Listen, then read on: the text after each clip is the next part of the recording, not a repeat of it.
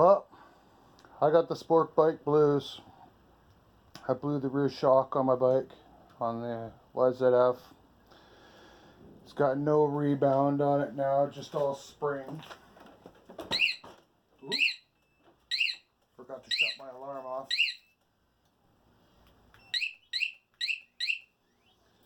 So, I'm going to have to get it fixed. Pull that bad boy out. Send it away. Get it rebuilt. So let's start pulling some plastic apart. See what we got. I've never pulled one apart, so I have no clue. But you can join me on the little venture. Some plastic taken off. There's a shock back there. I think it might almost be easier to take my subframe off. Loosen all these bolts off right here. Slide that tail section off. That way I can access the shock a little bit better and be able to pull it out this way.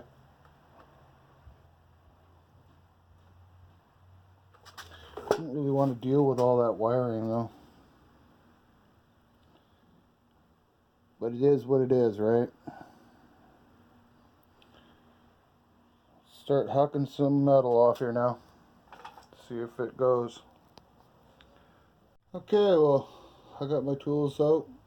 I guess I'll start by pulling my passenger pegs off.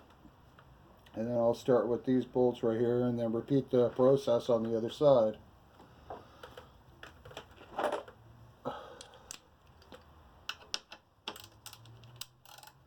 I won't take them completely off. I'll just loosen off the bolts, take them out, move the peg over a little bit.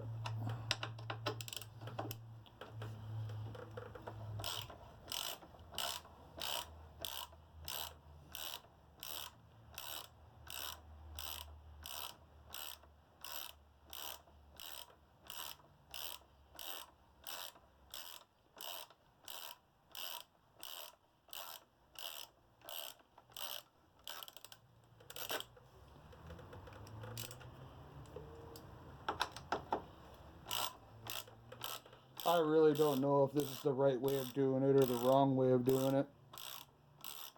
It's just the way I'm doing it.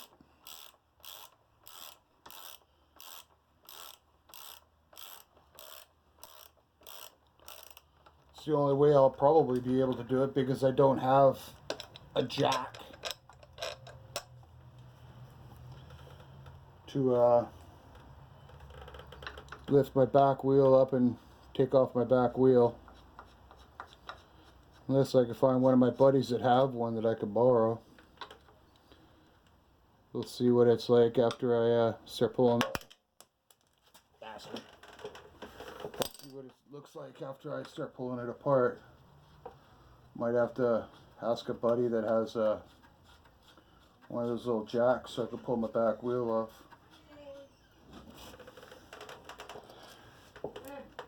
Yeah. Alright. You want it out here?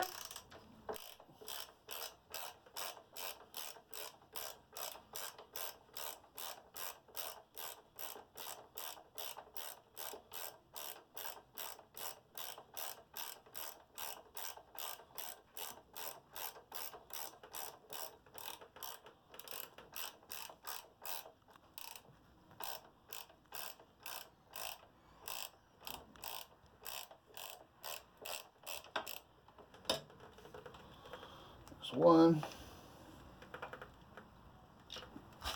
That was a little bit tight.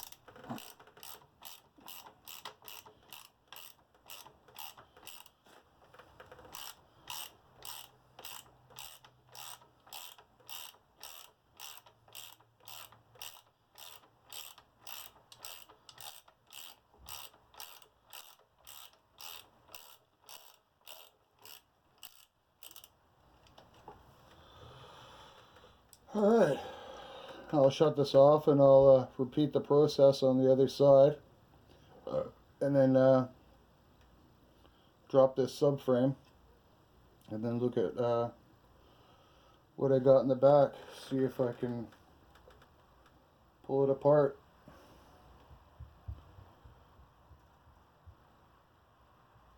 I might actually have to do it in 2 steps, maybe. Take off the back fender and then pull the shock, lay it down,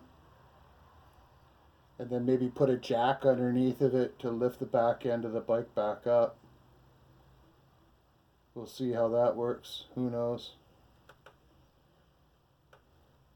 But we will see, won't we? I got the bolts out of the subframe. Looks like I have to pull my battery out. I've already disconnected the leads. I might have to disconnect my computer. Pull all the wire harness out.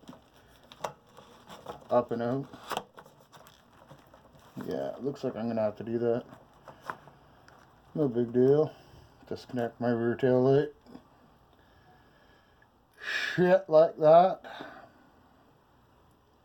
Starting to get a little too dark in here, so I don't really want to be fucking around with it in the darkness. I'll lose tools and lose bolts and lose my marbles. So yeah. Yeah. It's definitely going to be cute, that's for sure. I think I might have to put something underneath here and then brace it up underneath my wheel and jack it up. Might be the best bet for doing it. But we will see, right? I know some of you YouTubers out there watching this have probably done it. And they'll think to themselves, what a jerk off, you're doing it all completely wrong. But that's fine. That's why I'm here doing it. Fails and learning processes, right? It's all good. If it can be made, it can be unmade. That's the way I look at it. The way I was doing it before, taking the subframe off and all the wiring and shit and trying to block stuff up, and anyways, the way I was intending on doing it, it was just more of a pain in the ass than anything. So I just drilled a hole through my beams up top. My neighbor lent me his come along so I could just jack the back end up to come along. Wheels off the ground. Got jack stand on the other side. So now I could just pop the back wheel off, undo the dog bone bolt down on the bottom of the shock, drop the shock down. Bob's your uncle. Should be KISS theory. Keep it simple, stupid. And if I need to do anything else with the bike too, I got the boards up top. Should work. Now let's pull this back wheel off and get this project on the go. There we go. Got the rear tire taken off. I'm gonna take out the top bolt there. Let's hold it in. Take out that bottom one right there. Put a jack stand underneath so the swing arm doesn't fall down on top of me. And it should come out. Let's see if we get success. I popped those 2 bolts out. Now let's see if we can fish this thing out together. Should be that hard. Look how easy that was. That was pretty basic. Now I take this down to the bike shop, get it rebuilt, back on the road.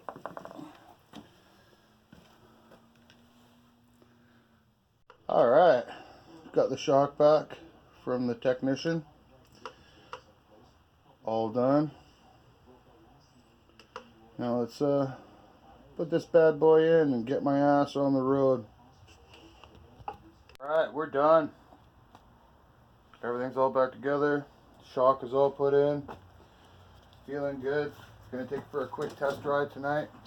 If you remember last time, it had lots of spring to it. Now we got some good dampening. Should make for a better ride. Pain in the ass factor on this, I'd give it probably a 4, which is pretty meager. I'd like to give a good shout out to the boys down in Tough City Power Sports. Great group of people, great customer service. They're in Nanaimo. They sent my shock off to a guy named Ellis, STS Racing in Nanaimo also. He does immaculate work. The guy's a god. So, this wraps it up.